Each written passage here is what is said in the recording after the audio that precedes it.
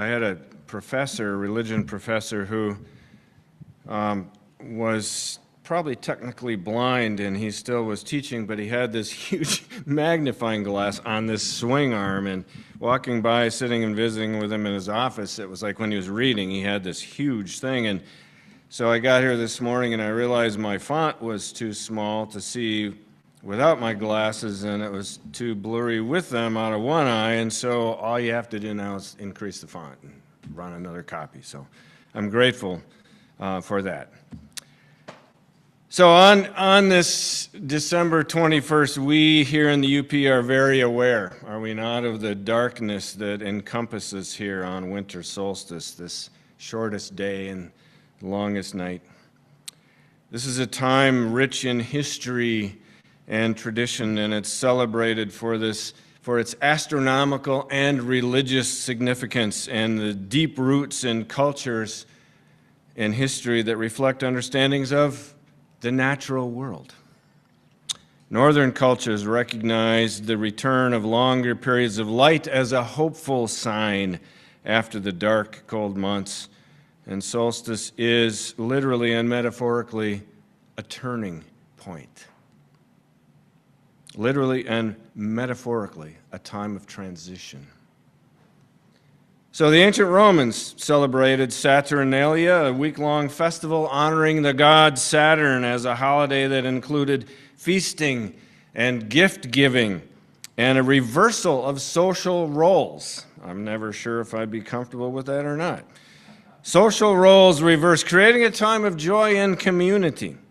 Many pagan cultures also celebrated the solstice, winter solstice, linking it to nature and cycles of the earth. For example, Druids then believed that solstice represented the rebirth of the sun and marked the event with nature-based rituals. And then in parts of Scandinavia, the Yule traditions emerged with feasts and fires and evergreen decorations as symbols of life and fertility in winter's darkest days. And then, of course, as Christianity spread, the church aimed to convert pagan celebrations into Christian observances, integrating many customs into Christmas celebrations. And that included things that we do, like feasting and gift-giving and the use of evergreen decorations. So up north, we spend a good deal of time in darkness, especially in these immediate days and nights preceding and following the solstice. For many people, the literal darkness corresponds to mental and emotional and spiritual darkness, especially in this time. So in the midst of that, in that context, we wait for and we look for and we hope for light to break into our darkness. And if you are a scientific person, you might look to the stars on their course. If you are a religious person, you look to God or Creator for that light. Many people appreciate both the scientific and the religious aspects of darkness and light. Socially and religiously conscious people look to each other and our institutions to break any negative hold that the darkness often represents. And so today we gather in the light of day, but we gather in this time of darkness, but we do it together. So there's a religion professor and pastor named Barbara Brown Taylor, who identifies what she calls as our solar spirituality. And I would note there are distinct positives and negatives to being more geared toward the light than the darkness, that kind of religious thinking. From the moment that writers gave voice to God declaring, "Let there be light," Orthodox thinkers christened light as holy and then condemned darkness to hell. Certain religious traditions sadly teach us to ignore or fear and flee from the darkness. We are taught to think and to believe the spirit or soul is good and body is bad. Heaven is good, consequently. Earth is bad. Sacred is good. Secular, of course, is bad. Light is good. Dark is bad. So what's the message there? Stay in the light. Stay in the light. Thankfully, we are learning that none of these are true to human life experience. They're quite simply bad psychology, bad sociology, and bad theology. But yet, at the same time, our religious traditions proclaim a message of hope for people who desperately need their hopes heard and recognized, expressed in the metaphor of light shining in people's darkness. It's a good metaphor. That's a profound message. But if we, conversely, if we take another look at darkness, as Reverend Bruce did on the first Sunday of this month, what might we then gain from knowing what is there in the darkness? So, Juxta, where'd you go? Here's something I wanted to put on the screen, but I'll read it to you.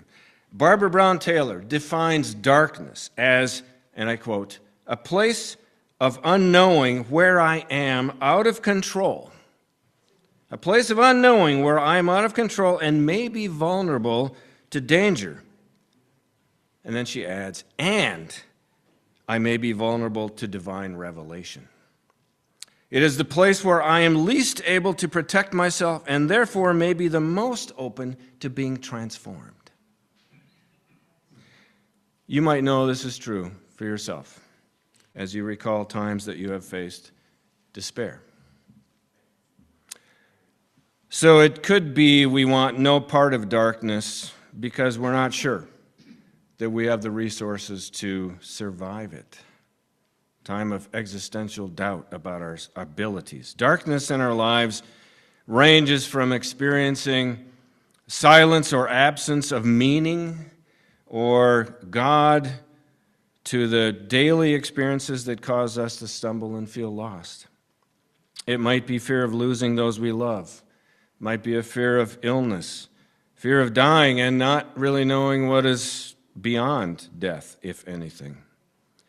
Fear of being alone, the loss of control, fear of the future that is complicated by never seeming to have enough to get by. Just enough is enough if you have just enough. But if you don't, it causes fear. It could be fear of homelessness. Fear of war is on our minds again. The effects of climate change is always on our mind. We have been taught then to associate darkness descending upon us with all these things. No matter what it is, it's like darkness has descended.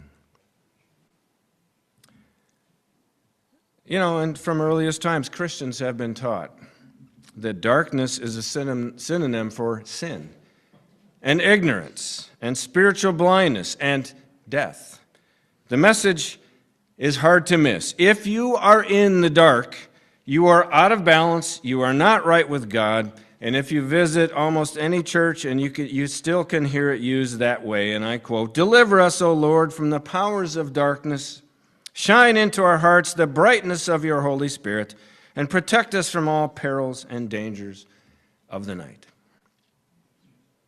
Martin Luther's one of his more beautiful prayers was an evening prayer that dealt with that very topic, as get us out of this darkness. Be with us during this time of darkness so that the light can shine on us again. But on the other hand, darkness holds many things, including the possibility of the encounter with God or the holy and being changed because of it. And yes, there are perils in the night, be they inside or outside, so a healthy caution is always wise, especially for stairways and things like that. But on psychological and emotional and spiritual levels, dividing our days into these binary halves that we do, light against dark, we tend to place all the sinister stuff into the dark part, and we identify the good only with the sunny part. If we just stuff all those things that we fear into a closet, and then we pray about it, but then we open the door to find them still there, we too easily conclude that we must not have enough faith, or I'm just not a faithful enough person. If God is only light, well, then where does that leave us? In the darkness, right? In our own closet without a nightlight to give us a little hope. But on the other hand, we are not helpless. The first and second steps of facing the darkness in our lives, acknowledging it and asking for help. First acknowledge it and then ask for help. They might be the scariest things of all the experience of darkness. And it takes courage to face the darkness and acknowledge that it is present in our lives. It takes guts to do that. Once we learn to carefully walk in the darkness, we might learn things that we never could have learned in the light, including things that can save our lives, both literally and metaphorically. So the point is, we need and can use darkness as much as we need and can use light. I mean, even if you're walking from here to the other room, as our children did, it's not a bad thing to learn to hang on to one another at times rather than go solo, right? Close your eyes and walk out of here. It might be helpful to hang on to something or to someone. It's a simple little lesson. And I didn't think of it yesterday. I thought of it this morning. It's easy, to find resources on how to avoid darkness in our lives. Topics like how to be happy and healthy in all circumstances. Right? How to avoid life's pitfalls and be successful and win friends and make money. And there are great children's books out there on learning to not be afraid of the literal darkness and facing what's under the bed and in the closet and all those things. But very little is ever said about daring to look into our inner darkness and see what's there. Darkness needs our attention. It's trying to tell us something about ourselves and maybe even about our experience with the holy. So that which we fear the most might be the teacher from which we have the most to learn from. That which we fear the most might be the teacher from which we can learn the most. So we can deny the existence of that which we fear. We can choose to not listen to what it is telling us. We can deny it in any meaningful attention, hoping that ignoring or starving it will make it go away. And we can easily find those who teach that God's presence casts out all darkness. And who wouldn't want to always be firm in all our convictions and unwavering in our faith? Who wouldn't want that? But that's not true for our experience, is it? We can learn from experience that jobs are lost. We can learn, and we do learn, that jobs are lost and marriages fall apart. A precious child perhaps has an addiction or a disability, or you or someone that you love becomes ill with a life-threatening illness or disease. Many experience depression for a wide variety of reasons, medical reasons and psychological reasons. An accident or a death can change our lives forever. As we experience any of those things, it often feels that our prayers are going unanswered. And the wisdom that we have been taught by people who mean well falls flat. God will not let you be tested by anything beyond your strength. You've heard that, I'm sure. No obstacle that God will put in your way will stop you. All that is required of you is to have faith, or it must be God's will. Yeah, when those words and beliefs don't satisfy, then one might conclude that it is your own fault and you deserve what you get. You're just not in the right place with God. Well, that's a little bit of a description of what Barbara Brown Tiller describes as solar spirituality. It's not given us many skills for operating in the dark, and we may have nothing else to rely upon if we don't explore what that means. It might be the best that we can do at the moment. Most of us are not taught these things at an early age. But if you are willing to dare the dark, well, then heed the warning. Entering the darkness does put your beliefs at risk. And I would bet that most of you wouldn't be here today if that had not been true at one point in your life. Entering the darkness puts your beliefs at risk. It's psychologically and emotionally and spiritually risky. And that's precisely what faith is. Faith is an action verb that entails suspending beliefs that are not serving well. Stepping out without knowing where you may end up. Leaping into an unknown instead of avoiding it. Peering into the darkness without knowing what is there is an act of faith to proclaim that darkness can and does hold divine mystery. It is also in the darkness that which is greater than we are finds us.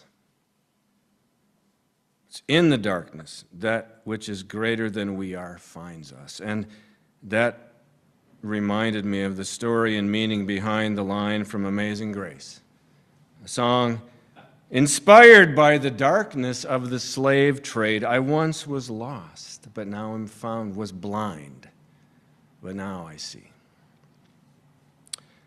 So please substitute, if you will, any word or notion for how you understand God or the divine. But for many, God is in our language. So I'll say God and darkness have been friends for a very long time.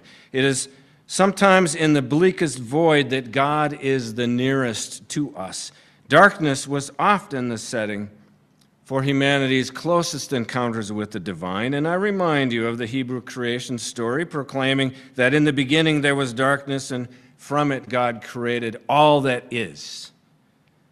God appeared then to Abraham in the night and promised him descendants more numerous than the stars. The exodus from Egypt happened when? At night.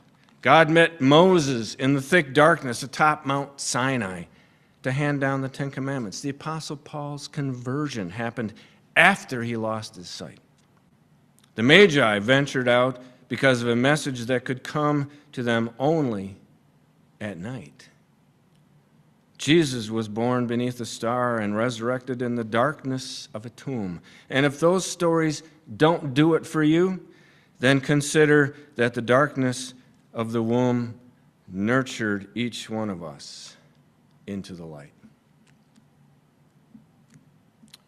So Barbara Brown Taylor asks, if we turn away from the darkness on principle, doing everything we can to avoid it because there is simply no telling what it contains, isn't there a chance that running away from a divine presence, that we are running away from a divine presence or an understanding?